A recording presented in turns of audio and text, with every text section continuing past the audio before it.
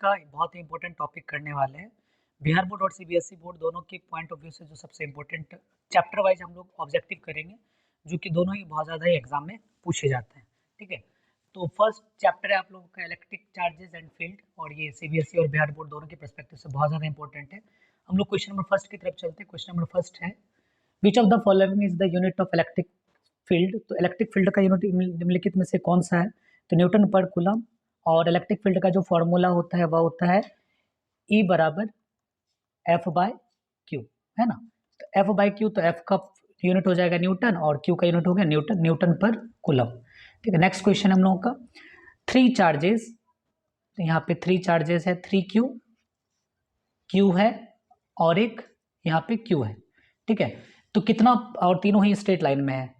और in order to make the net force on Q is zero, तो Q पे net force zero करने के लिए क्यू का वैल्यू कितना लेना चाहिए? तो अगर हम क्यू का वैल्यू 3Q प्लस में लेते हैं तो यहाँ पे जो नेट फोर्स होगा इसकी वजह से इधर होगा, या मान के चलते ये चार्ज 1 है और ये वाला चार्ज 2 है, तो चार्ज 2 की वजह से नेट फोर्स इधर, और ये चार्ज 1 की वजह से नेट फोर्स इधर हो गया। तो नेट फोर्स अगर बात करते हैं तो F1 और F2 दोनों ही आपस में क्या है, बराबर है, बट अपोजिट डायरेक्शन में, तो टोटल नेट फोर्स कितना आ जाएगा? 0। मतलब क्यू का वैल्यू कितना होना चाहिए? +3Q होना चाहिए। ठीक है, नेक्स्ट चलते क्वेश्चन 3 में, if an electric dipole is kept in a uniform electric field then resultant force on its. तो यूनिफॉर्म इलेक्ट्रिक फील्ड में जब हम लोग कोई भी यूनिफॉर्म इलेक्ट्रिक फील्ड में जब कोई भी डायपोल को रखते हैं तो उसका टोटल नेट फोर्स जो होता है वह 0 होता है। यहाँ पे QE, और इधर अगर करेंगे तो -QE, तो नेट फोर्स टोटल क्या आ जाएगा? 0 होगा, तो ऑलवेज 0 होगा यहाँ पे नेट फोर्स। नेक्स्ट है, the number of electrons taken out from a body produced 1 coulomb. 1 coulomb charge बनाने के लिए कितने इलेक्ट्रॉन्स चाहिए? तो हमको 1.6.25 इंटू 10⁻18 इलेक्ट्रॉन्स चाहिए। ठीक है, तो इसका option number A correct option होगा। ठीक है, चलिए अब आगे, work done rotating electric uniform electric field है। अब यूनिफॉर्म इलेक्ट्रिक फील्ड में ये देखिए यूनिफॉर्म इलेक्ट्रिक फील्ड है यहाँ पे, और इसके अंदर एक डायपोल है, तो इस डायपोल को रोटेट करने में कितना वर्क डन? तो वर्क डन बराबर फॉर्मूला होता है PE cos θ1 माइनस cos θ2। तो यहाँ पे मैक्सिमम केज में दिया हुआ है, तो cos θ1 का जो θ1 का जो वैल्यू होता है वो 0 मान लेते हैं। अगर ये 0 मान लेंगे तो क्या आ जाएगा यहाँ पे? ME cos θ, यहाँ पे PE हो जाएगा। ठीक है, यहाँ पे मैग्नेटिक फील्ड वाला है तो ये PE हो जाएगा, PE cos θ1 माइनस cos θ। ठीक है, next, if the sphere of a bad conductor is given. अब कोई भी बैड कंडक्टर है, गोला है, बैड कंडक्टर के ऊपर में अगर कोई भी चार्ज देते हैं तो क्या, कहाँ पे? सरफेस पे डिस्ट्रीब्यूट इनसाइड द स्फीयर। ऐसा नहीं है, बैड कंडक्टर के ऊपर में चार्ज देंगे तो कुछ भी चार्ज नहीं होगा, चार्ज स्टैटिक रह जाएगा। ठीक, चलिए अब आगे, तो electric field in a cavity of a metal, metals के कैविटी में इलेक्ट्रिक फील्ड कितना होता है? तो 0 होता है ये। ठीक है, नेक्स्ट है, dielectric constant of a metal, metal का डायलेक्ट्रिक कांस्टेंट क्या होगा? तो इनफाइनाइट होता है। कूलम्स, 1 कूलम्स कितने कितने ESU क्या होता है? CGS यूनिट होता है कूलम का ही, तो ये 3 × 10⁹ ESU के इक्वल होता है 1 कूलम इज इक्वल टू।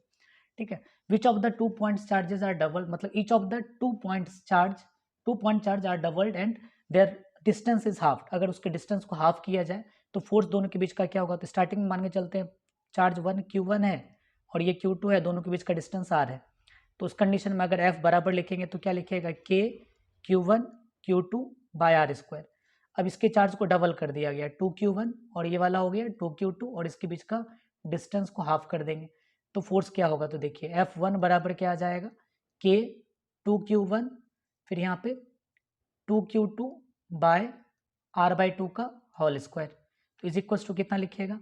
2 2 4, और ये 1/4 है, ऊपर जाएगा तो 16, यानी कि पहले वाले फोर्स का ये क्या हो जाएगा? 16 टाइम्स ज़्यादा हो जाएगा आपका फोर्स। तो ये P का वैल्यू क्या होगा? तो P टाइम्स है तो P का वैल्यू 16 हो जाएगा। ठीक है, नेक्स्ट क्वेश्चन नंबर 11 की तरफ चलते हैं। तो यहाँ पे इप्सल वेक्टर फॉर्म में दिया हुआ है कूलम्स लॉ, फोर्स का वैल्यू दिया है, परमिटिविटी दी हुई है, तो परमिटिविटी का यूनिट क्या होगा? तो परमिटिविटी का जो यूनिट होता है, याद रखना है आप लोगों को, परमिटिविटी का जो यूनिट होता है न्यूटन पर मीटर कूलम स्क्वायर, है ना, पर न्यूटन पर मीटर कूलम स्क्वायर। तो यहाँ पे कूलम स्क्वायर होगा, पर न्यूटन पर मीटर कूलम स्क्वायर, तो यहाँ पे ऑप्शन है आपका ऑप्शन नंबर C। चलिए नेक्स्ट है, तो यहाँ पे डायमेंशन, यहाँ पे CU नहीं है, इप्सिलॉन नॉट है, यानी एब्सोल्यूट परमिटिविटी है। परमिटिविटी का डायमेंशन क्या होता है? तो परमिटिविटी का जो डायमेंशन होगा वह होता है M पे पावर -1, L पे पावर -3, T पे पावर 4, A²। तो ये बहुत ज़्यादा आता है एग्जाम में, तो उसको भी रट के रखिए डायमेंशन सब। When placed in a uniform field a dipole experience, तो जब हम लोग यूनिफॉर्म इलेक्ट्रिक फील्ड में कोई डाइपोल को रखते हैं तो क्या ये एक्सपीरियंस करता है, तो नेट फोर्स तो जीरो एक्सपीरियंस करता है लेकिन टॉर्क एक्सपीरियंस करता है, तो और नेट फोर्स तो नहीं होगा, टॉर्क होगा, ये क्या करता है, टॉर्क एक्सपीरियंस करता है।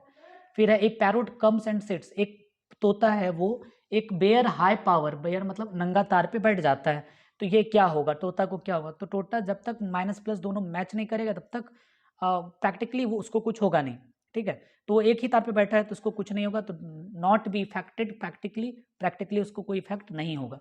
नेक्स्ट है ऐसा यूनिट ऑफ इलेक्ट्रिक डायपोलमेंट, तो डायपोलमेंट का फॉर्मूला होता है Q इंटू टू ए, तो Q इंटू टू ए में Q का यूनिट क्या है, कुलम, और 2a मीटर है तो ये मीटर हो जाएगा, डिस्टेंस है तो मीटर होगा, तो कुलम मीटर, कौन सा ऑप्शन, ऑप्शन नंबर सी।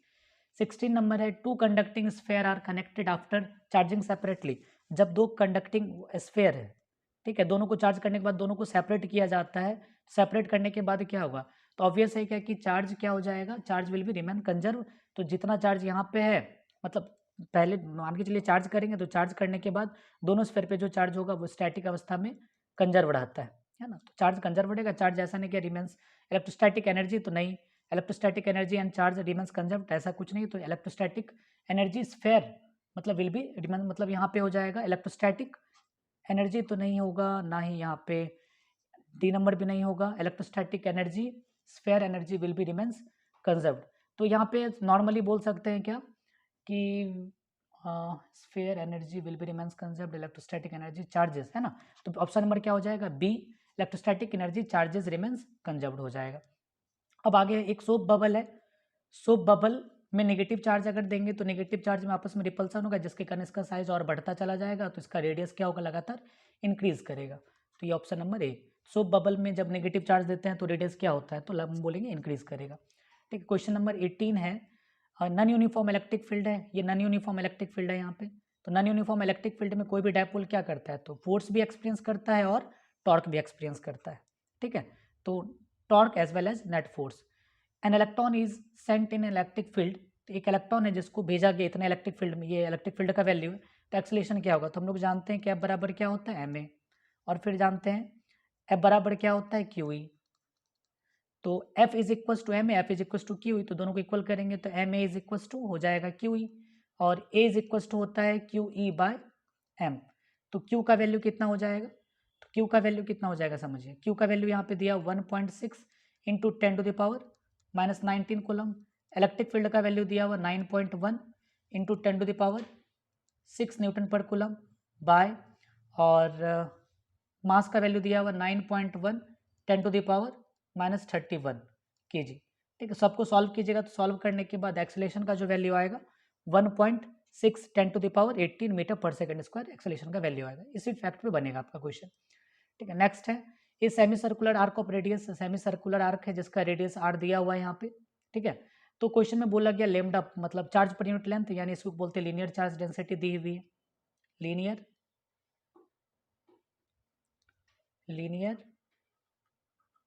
चार्ज डेंसिटी दिया हुआ, ये कितना दिया हुआ लेमडा, तो कितना होता है, तो इलेक्ट्रिक फील्ड बराबर फॉर्मूला डायरेक्ट क्या हो जाएगा, तो 1/4πε0 इंटू लेमडा बाय आर, कौन सा ऑप्शन हो जाएगा, ऑप्शन नंबर बी, इसका डेरिवेशन हम करवाए देखिएगा क्लास में, क्लास नोट्स में।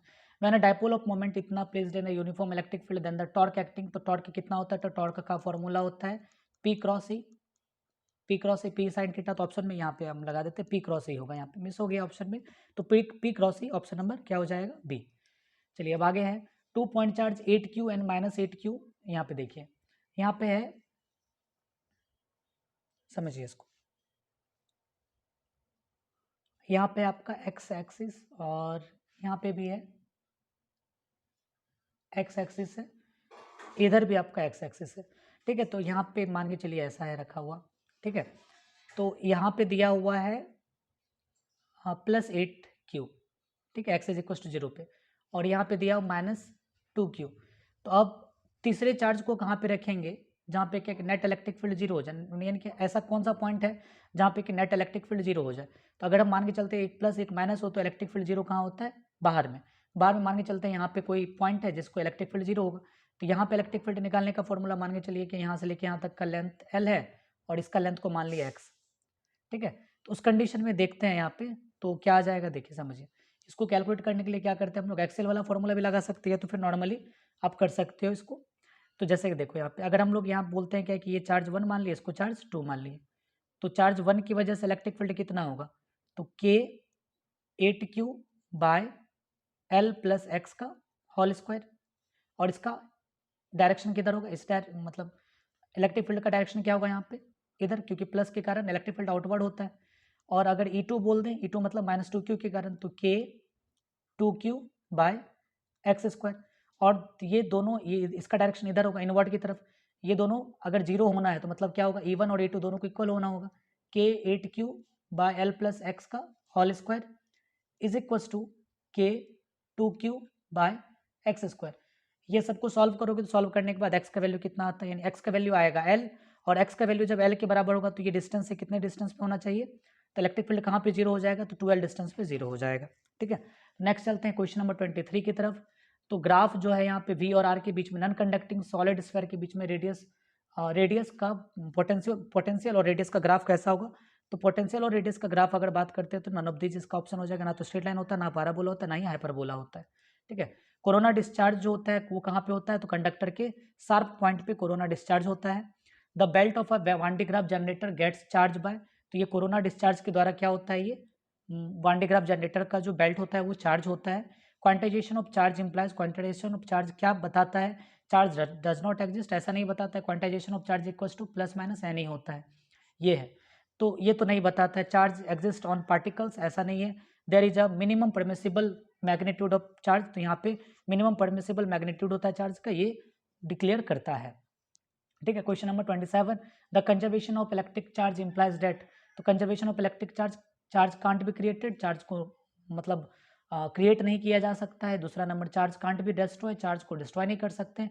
The number of charge particle in the universe constant, charge particle जो है पूरी तरह से कांस्टेंट है। साइमल्टेनियस क्रिएशन और equal amount of opposite charges principal, मतलब क्या हुआ, एक साथ हम लोग क्या, कहीं पे अगर चार्ज का क्रिएशन होता है तो वहाँ पे अपोजिट चार्ज दूसरे जगह मतलब राइज होता है। अगर हम मान के चलते हैं क्या कि कोई भी बॉडी है, यहाँ पे अगर पॉजिटिव चार्ज है तो 100% कहीं ना कहीं दूसरी जगह नेगेटिव चार्ज आया होगा, तो ये मीनिंग ये होता है कंजर्वेशन ऑफ इलेक्ट्रिक चार्ज का, ठीक है। Next, number of electron contain in 1 coulomb of charge, 1 coulomb charge में कितने इलेक्ट्रॉन्स होते हैं, तो option number A 6.25 into 10⁻18 electrons होते हैं। चलिए नेक्स्ट क्वेश्चन है, unit of intensity of electric field. Intensity of electric field का फॉर्मूला लिखे थे F/Q न्यूटन पर कूलम, तो न्यूटन पर कूलम कौन सा, और एक होता है इलेक्ट्रिक फील्ड को ही लिखते हैं हम लोग, इसको पोटेंशियल ग्रेडियंट भी बोलते हैं, -dV/dr। तो यहाँ पे वोल्ट पर मीटर, तो यहाँ वोल्ट पर मीटर कहीं नहीं, मीटर पर वोल्ट है, तो वो नहीं होगा, option number D correct option है, न्यूटन पर कूलम, ठीक है। 30 नंबर है, 1 जूल इक्वल्स टू 1 जूल कितने के इक्वल होगा, तो 1 वोल्ट कितने के इक्वल होगा, तो 1 वोल्ट यानी V बराबर क्या होता है, W/Q, तो W क्या चीज़ है, 1 जूल, और ये 1 कूलम, तो 1 जूल पर कूलम। कौन सा ऑप्शन नंबर बी इसका करेक्ट ऑप्शन होगा, ठीक है। नेक्स्ट है 1 वोल्ट पर मीटर इक्वल्स टू, ये किसके बराबर होगा, तो अभी जस्ट हम बताएं कि E बराबर क्या होता है, जिसको पोटेंशियल ग्रेडियंट बोलते हैं, -dV/dr। तो यहाँ पे वोल्ट पर मीटर है, वोल्ट पर मीटर ये इलेक्ट्रिक फील्ड के यूनिट के बराबर होगा, तो इलेक्ट्रिक फील्ड का यूनिट होता है 1 न्यूटन पर कूलम, तो 1 Newton per coulomb option number से इसका करेक्ट ऑप्शन है। 32 नंबर होगा, the minimum amount of charge observed so far, तो मतलब एक इलेक्ट्रॉन पे कितना मिनिमम अमाउंट ऑफ चार्ज कितना रह सकता है, तो 1.6 इंटू 10⁻19 कूलम रह सकता है, ठीक है। फिर आगे वही चीज़ है, मिनिमम ऑब्जर्व सो फार, तो 1.6 into 10⁻19 coulomb. The ratio of electric force है बिटवीन 2 इलेक्ट्रॉन्स, यानी कि यहाँ देखिए फर्स्ट इलेक्ट्रॉन्स है यहाँ पे, सेकेंड इलेक्ट्रॉन्स है ये Q, और इसको भी बोल देते हैं, या तो इसको मान लीजिए E, इधर भी E, तो F बराबर क्या लिखेंगे, KE/R², ठीक है। और ग्रेविटेशनल फोर्स बिटवीन, और इसी के बीच में ग्रेविटेशनल फोर्स बिटवीन, यहाँ पे इलेक्ट्रोस्टैटिक फोर्स है और यहाँ पे ग्रेविटेशनल फोर्स है। ग्रेविटेशनल फोर्स का फॉर्मूला G(m)E/R², तो इसके बीच का दोनों का रेशियो क्या होगा, अगर आप इसको कैलकुलेट करोगे तो दोनों का रेशियो कितना होता है, 10⁻42 कॉलम 42 यूनिट्स का रेशियो होगा। तो इस प्रकार क्वेश्चन नंबर 33, यानी टोटल हम लोग 33 क्वेश्चंस करें जो कि इलेक्ट्रिक फील्ड एंड चार्जेस से था। अब फिर हम लोग इस टाइप का सीरीज डेली हम लेके आएंगे जिसमें कि बीएसईबी और सीबीएसई दोनों के पॉइंट ऑफ व्यू से बहुत ही ज़्यादा इंपॉर्टेंट ऑब्जेक्टिव्स करवाया जाएगा। ठीक है,